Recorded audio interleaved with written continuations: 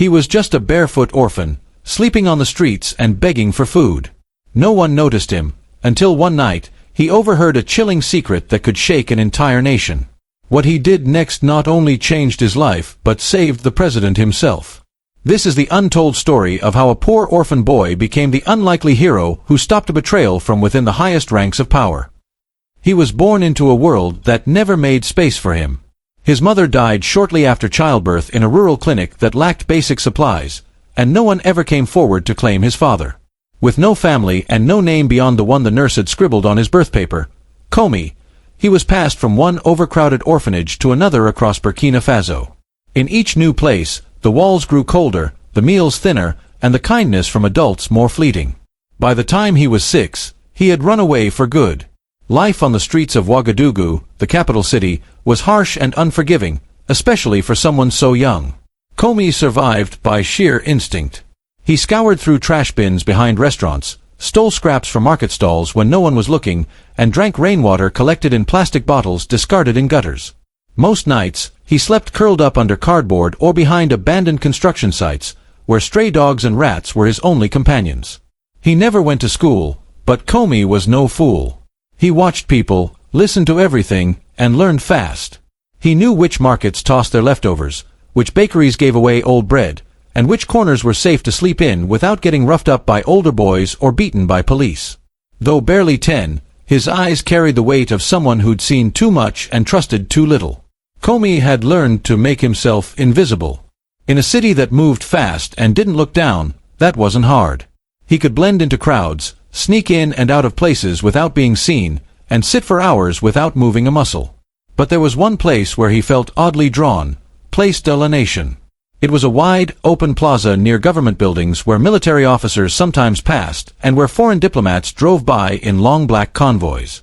Komi liked sitting there, not because it offered much safety or food, but because it gave him something rare, hope. He would watch the soldiers in their uniforms, standing tall with their rifles slung over their shoulders, and wonder what it felt like to be strong. He'd watch the presidential flag flying above the government offices and think of how distant that world was from his own. To Komi, the people in power were like mythical beings. They wore clean suits, rode in cars with tinted windows, and gave speeches that echoed through loudspeakers. They didn't know boys like him existed. They didn't see children digging through garbage or washing themselves with rainwater in plastic tubs. But Komi saw them. And he listened. On some days, when the guards weren't looking, he would slip behind the tall hedges outside a government compound and rest there, catching snippets of conversations, military orders, radio calls, political gossip. He didn't understand everything, but he paid attention. People tended to talk freely when they didn't think a barefoot boy was within earshot. It was during one of those quiet afternoons that Komi first heard the name President Ibrahim Traoré. He heard it spoken with both reverence and fear. Some guards talked about him like a hero, a soldier who stood against corruption and defended the poor. Others whispered in tones that made Komi uneasy, suggesting not everyone was loyal to him. That contrast fascinated Komi. In his world, people either beat you or ignored you. But this man, this president, seemed to stir something more complex. Even though Komi had never seen him in person, he began to feel a strange connection to Ibrahim Traoré. He liked what he heard about the president's efforts to fight injustice and protect ordinary people. A street vendor once told Komi that Traoré had grown up poor too, that he understood suffering, and that he didn't live in luxury like the presidents before him. Komi clung to that idea. If someone like that could rise to power, maybe the world wasn't as cruel as it seemed. Still, survival took up most of his days. He didn't have time for dreams. His tiny frame was growing thinner, and the cold nights had begun to leave him shivering for hours. Some days, he thought about walking into one of the police stations and asking to be arrested, just to have a roof over his head. But he knew better. Street kids like him were often treated like pests, beaten, jailed, or worse. So he endured. He endured hunger that twisted his stomach until he could barely move. He endured the stares of people who looked through him as if he were invisible. He endured the loneliness of a life where no one called his name, no one asked if he was okay, and no one waited for him to come home. Komi had no home. And yet, in the midst of all that pain, a tiny part of him still believed he had a purpose. That belief lived quietly inside him, like an ember refusing to die. He didn't know how or when or why, but something told him that one day his life would matter.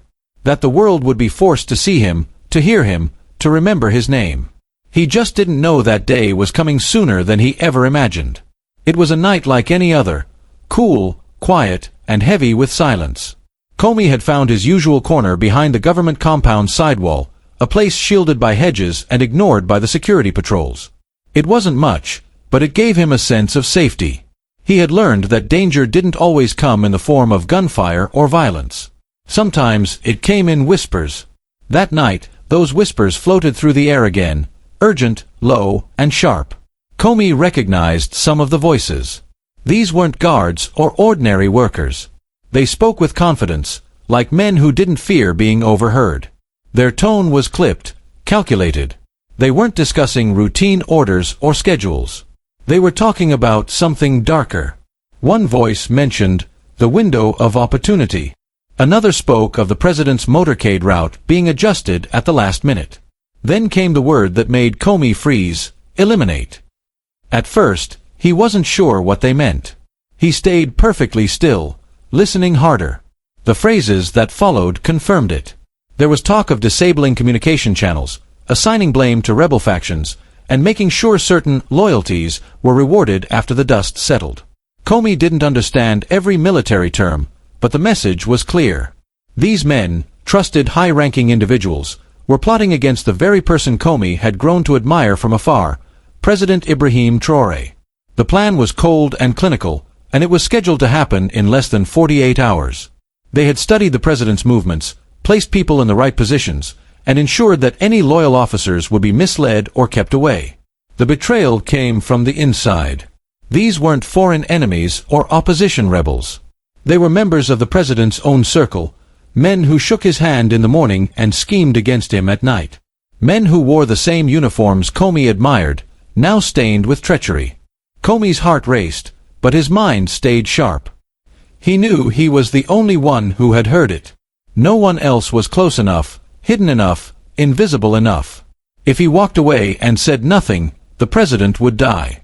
If he tried to warn someone, they might not believe him, or worse, the wrong person might hear him first.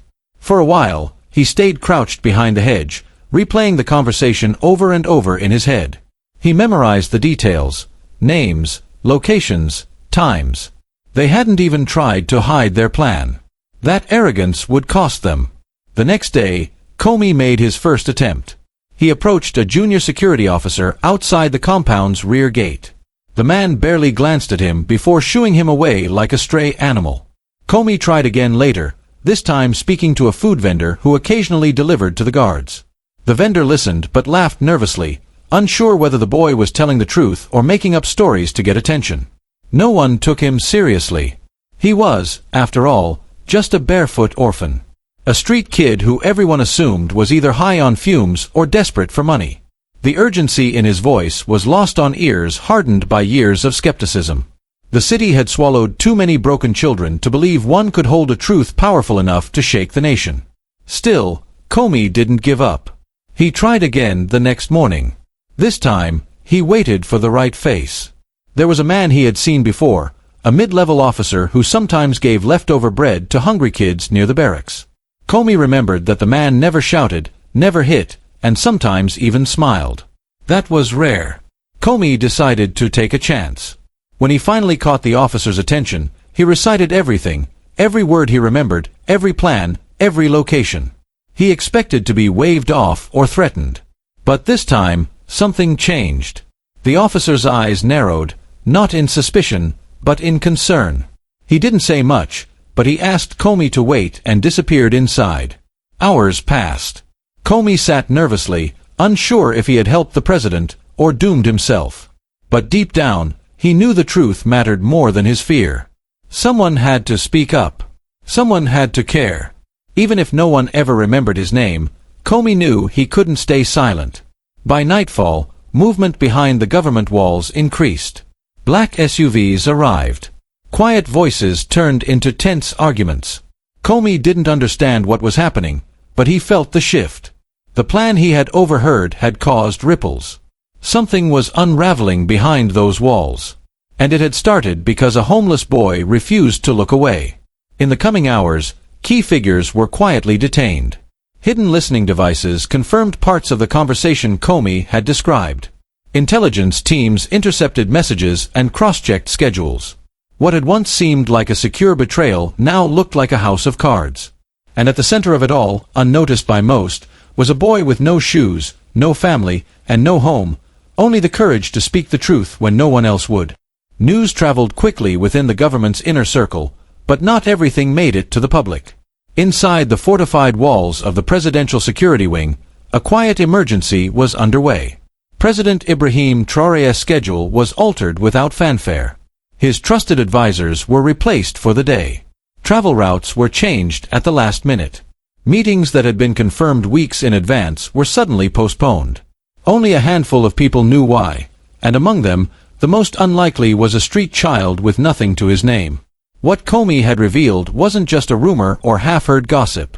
It was a full-fledged operation, designed and executed by individuals who knew the president's habits intimately.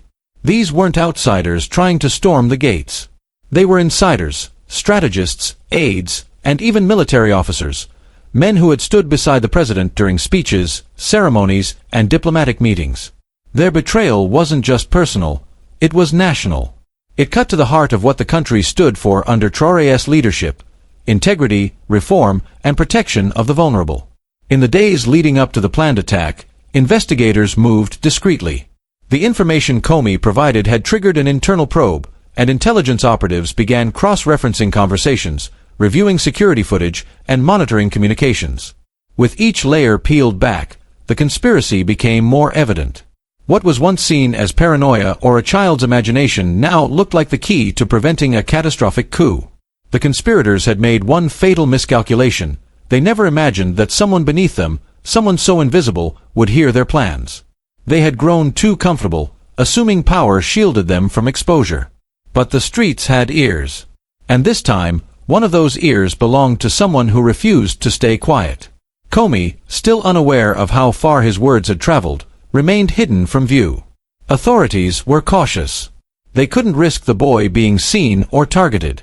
For a brief period, he was quietly moved to a safe location. There he was questioned, debriefed, and watched closely, not because they doubted him, but because they knew the stakes were high.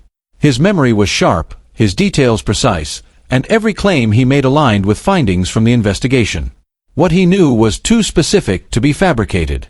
As the operation against the conspirators intensified, arrests were made in silence. Phones were confiscated, access badges revoked, and hidden networks exposed. One by one, the betrayal crumbled. And at the center of this dismantled web stood the testimony of a child who had nothing to gain and everything to fear. For Comey, courage wasn't a choice, it was a necessity. He had survived in a world that rewarded silence and punished vulnerability. But in this moment, his voice became a weapon. His story, once dismissed as street noise, now held the power to rewrite the fate of a nation. President Traoré was fully briefed on the boy's involvement. At first, he was skeptical. He couldn't fathom that such vital intelligence had come from a nameless, homeless child. But as more facts emerged, his skepticism turned to admiration. While traitors had plotted in polished conference rooms, it was a barefoot orphan who had remained loyal to the ideals the president fought for: justice, truth, and protection of the defenseless. There was irony in it all. The very people who pledged loyalty with handshakes and uniforms had plotted his downfall, while a child with no ties, no agenda, and no position had risked his life to protect him. That truth hit hard.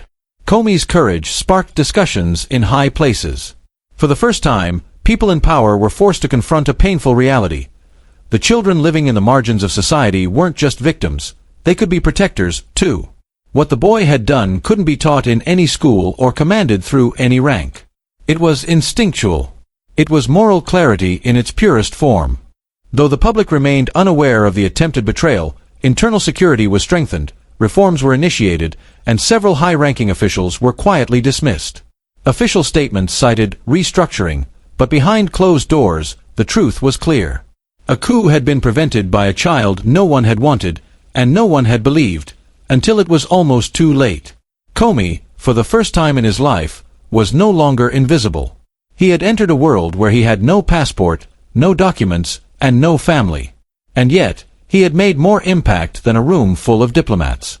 His courage hadn't just saved a life, it had preserved a presidency, safeguarded a nation's stability, and exposed a level of corruption that had gone unchecked for far too long. He had challenged the assumption that only those with titles and authority could be protectors of democracy. For Comey, it wasn't about recognition or reward. It was about doing what was right, even when the world never expected anything from him. His voice had mattered. His actions had mattered. And now, no one could ever again claim he was just a street boy. The conspiracy had failed. The culprits were quietly removed from their positions, their names never making the headlines. The public remained unaware of how close the country had come to chaos. Yet within the highest circles of government, there was no confusion about what had happened, or about who had stopped it. Whispers of the boy who had saved the president began to circulate among trusted officials. Those whispers turned into respect. Respect turned into reverence. And soon, reverence demanded recognition. For President Ibrahim Traoré, the decision was clear. While others had pledged allegiance with their mouths, a boy with no rank and no resources had proven his loyalty with action. It wasn't just about gratitude. It was about honoring a truth the president had long believed in, that leadership is not about power, but responsibility. And sometimes, the most responsible person in the room is the one with the least to lose. Plans were made to bring Comey into safety, but also into purpose. He would not be returned to the shadows. He would not fade back into the streets, nameless and forgotten. Instead, a new path was paved. A scholarship was established in his name, not just for him, but for other children like him. Homeless children. Orphans. Survivors of neglect. The program was designed to find potential in the places society had long ignored, just as Comey's had been ignored. For the first time, Comey had a bed, books, and meals he didn't have to fight for. But more than that, he had dignity. He had a name that was now spoken with pride. He was introduced in quiet government meetings as the boy who changed everything. His courage had reminded even the most seasoned leaders that vigilance was not about weapons or strategy. It was about listening to those with no voice. Comey had shown them all that protection could come from the most unexpected places. Schools across the nation began to teach a lesson that was never in the textbooks before: the value of character over class. Comey's story became a symbol. It was told in classrooms, community centers, and even military academies. It taught children that bravery doesn't depend on your birth, but on your choices. It reminded officers that their greatest threat might not be outside the walls, but within their own ranks. And it inspired parents to look differently at the children society had cast aside. Even as the nation moved forward, Comey's legacy was not just about the past. It was about the future he now represented. His journey from orphan to protector redefined what it meant to be a citizen. He wasn't just a boy who had helped the president. He was proof that no life is too small to matter. That even in a broken system, justice could be protected by someone it had failed. In time, Comey met with President Traoré, not in secrecy, but with full honor. No cameras, no spectacle, just two human beings who understood each other deeply. One had led a nation through storms. The other had survived storms most couldn't imagine. Their bond wasn't forged through politics, but through shared truth. The president didn't see a poor boy. He saw a patriot. Government initiatives were launched to reach children on the margins. New youth centers were opened in the capital and beyond. Mobile outreach teams began to visit slums and markets, not to remove the children, but to hear them, support them, and include them. Comey's name was etched into these programs, not as a mascot, but as a reminder that vigilance, hope, and courage often come from those with the least. The streets that once ignored Comey now whispered his name with awe. Other children began to see possibilities where there was once only survival. If Comey could change a nation's fate, maybe they could change their own. If someone like him could stand between danger and justice, then maybe they weren't powerless after all. Years later, his story would become part of the nation's modern folklore. Not a fairy tale, but a real reminder of how nations are not only shaped by leaders at the top, but also by those at the bottom who refuse to be broken.